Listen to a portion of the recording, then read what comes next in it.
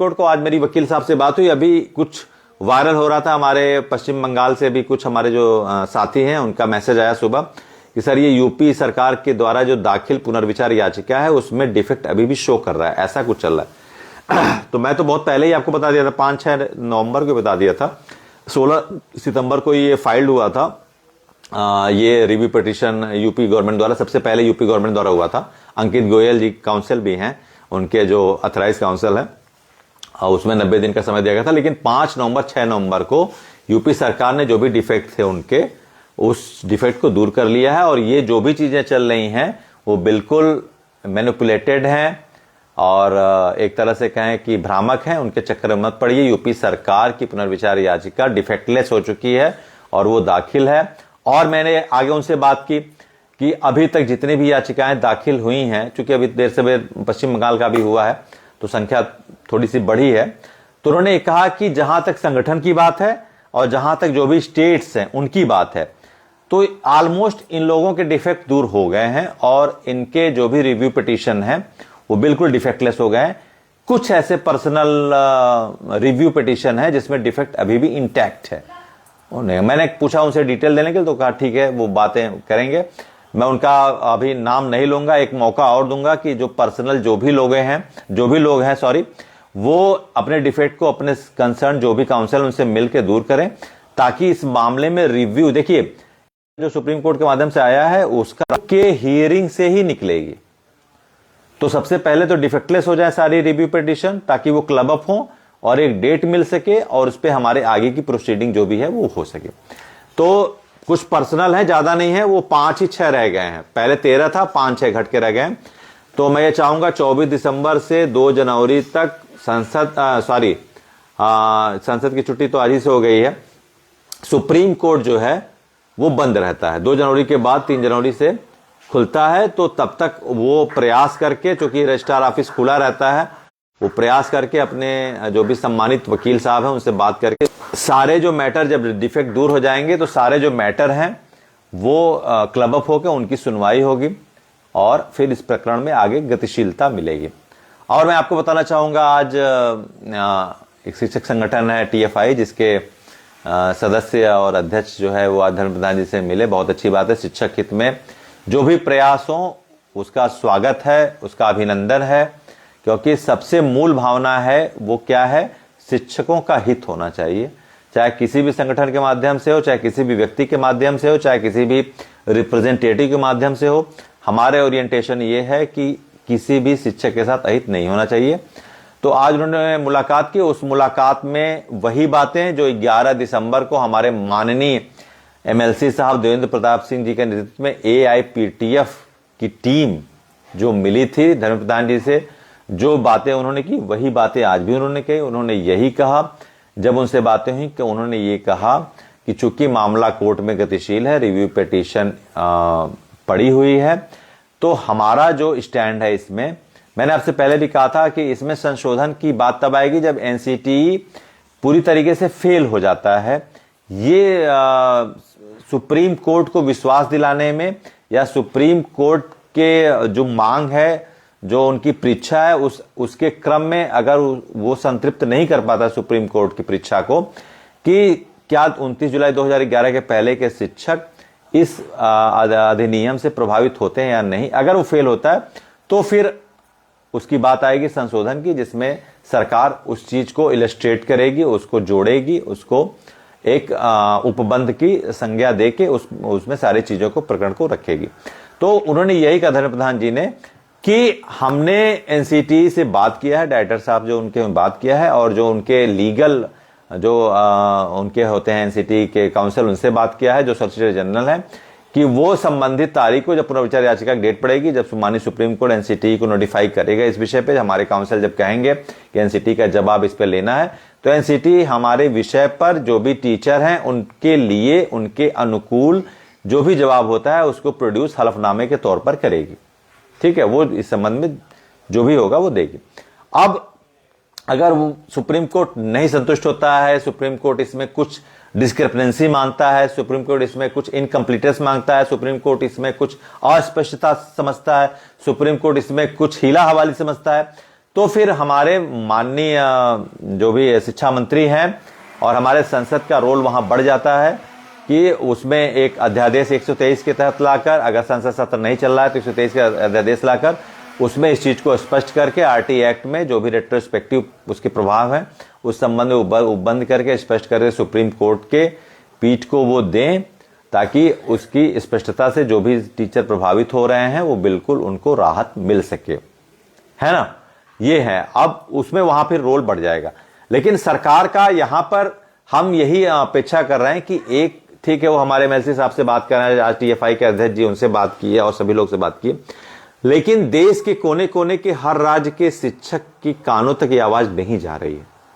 ये सिर्फ हमारे प्रतिनिधि को जा रही है, हमारे अध्यक्ष को जा रही है। तो हम ये चाहते हैं, हमारा ये प्रयास है कि बजट सत्र में ये जो हमारे संसद सदस्यों को ज्ञापन दे के आभार जताकर और जो भी उनसे ये बात करनी है कि जब संसद सत्र बजट सत्र चले तो आधिकारिक जो बयान आए, ताकि हमारे पश्चिम बंगाल, तेलंगाना, उड़ीसा, त्रिपुरा, महाराष्ट्र, दिल्ली, जम्मू कश्मीर, उड़ीसा, बंगाल, बिहार, उत्तर प्रदेश, मध्य प्रदेश, छत्तीसगढ़, जितने भी हमारे राज्य हैं जो पैन इंडिया के राज्य हैं, उसके कोने कोने के गांव गांव के एक एक शिक्षक के कानों तक ये आवाज जाए, वो टीवी मोबाइल से ये सुने कि सरकार हमारे साथ है, उनको राहत मिले और सरकार का जो स्टैंड है क्रिस्टल क्लियर उनके कानों तक जाए,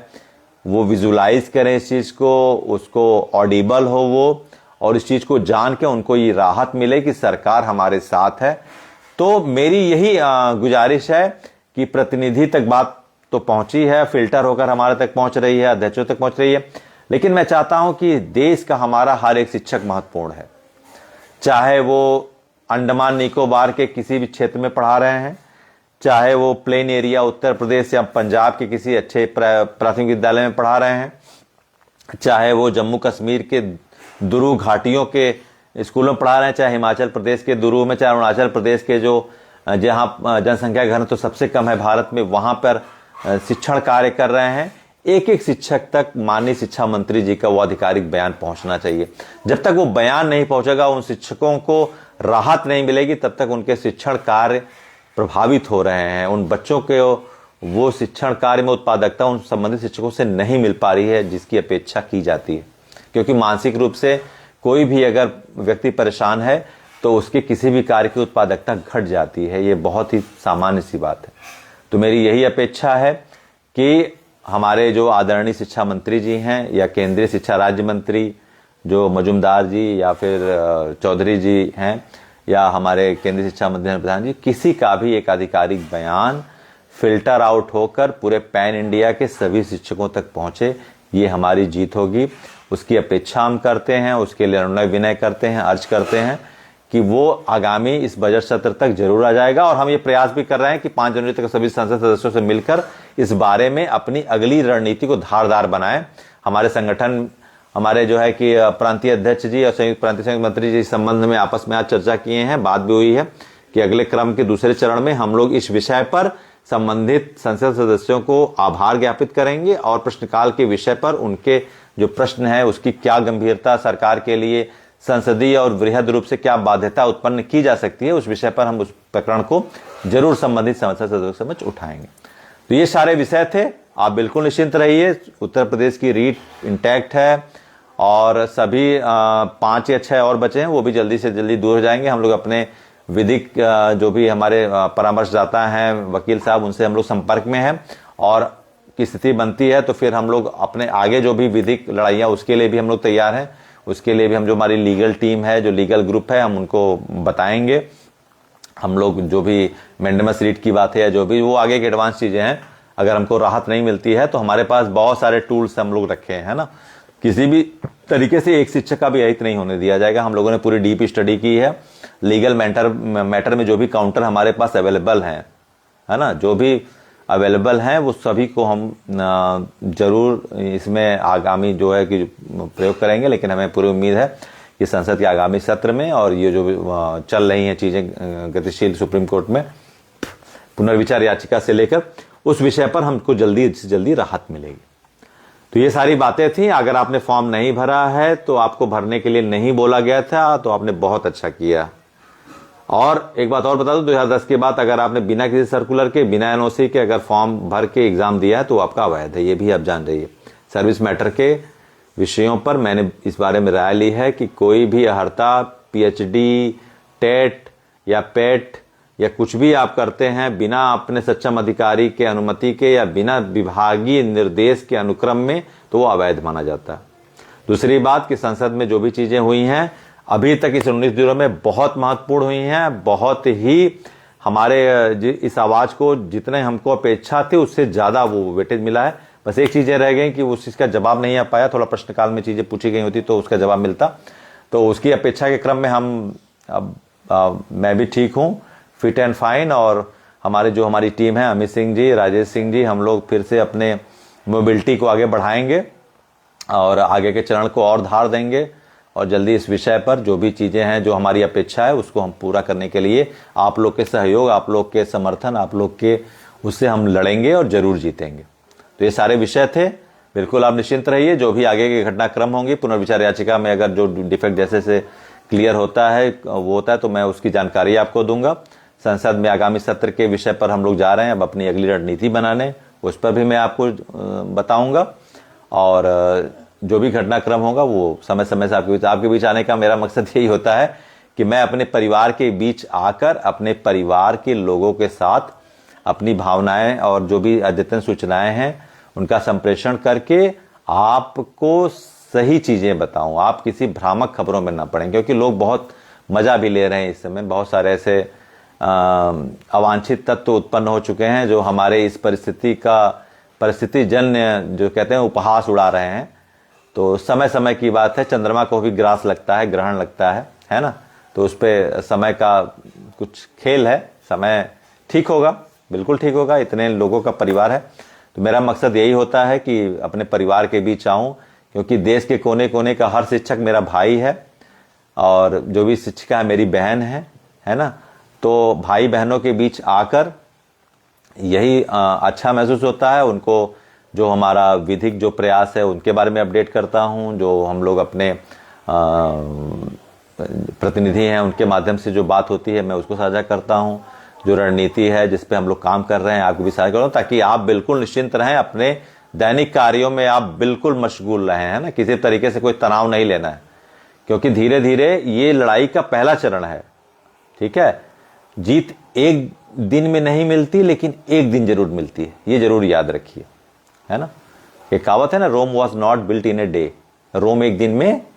नहीं बना। तो जीत एक दिन में नहीं मिलेगी, लेकिन एक दिन जरूर मिलेगी। तो we will win, that is sure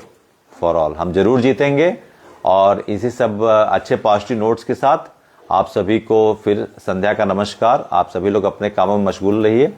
और अपनी उत्पादकता ऐसे बनाए रखिए। जो भी आप कार्य कर रहे हैं दिमाग से बिल्कुल फ्री रहिए। जो भी आगे के अपडेट्स होंगे मैं सभी को उनसे साझा करूंगा समय समय पे। मैं और राजेश जी, अमित जी आपको इसीलिए बीच बीच में आके और आपके उत्साह को और आपको सही जानकारी, सबसे मूल मकसद है आपको सही जानकारी देते हैं ताकि आप किसी भी भ्रामक स्थिति में न पड़े। ठीक है, चलिए बहुत बहुत धन्यवाद, नमस्कार।